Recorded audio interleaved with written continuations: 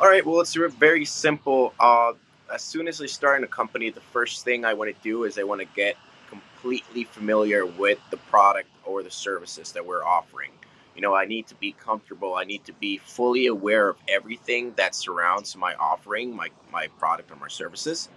And that way I can pitch it in a proper way, right? So fully do a full dive into the product's history or the service's history, what it entails, its surrounding products, what are its pros, its cons, what are my competitors like, everything like that. And then the second thing I'd like to do is I definitely like to do some shadowing or some active listening to successful calls, successful encounters, right? Initial call would be a cold call. How did that person get in contact or reach the person that we want to speak to, right? The second, how do the usual meetings go?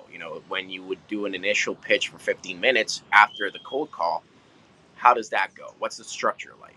And then the third call is the most important one, right? It's when there's an actual decision making process being made.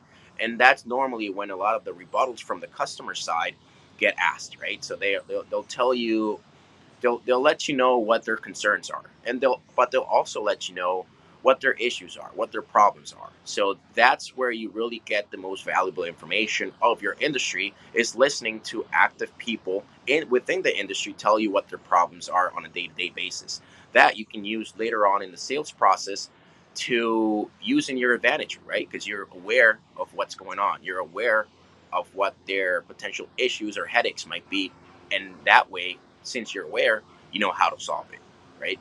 So that would be the most important thing. Dive into the product, dive into the industry, and get very, very comfortable.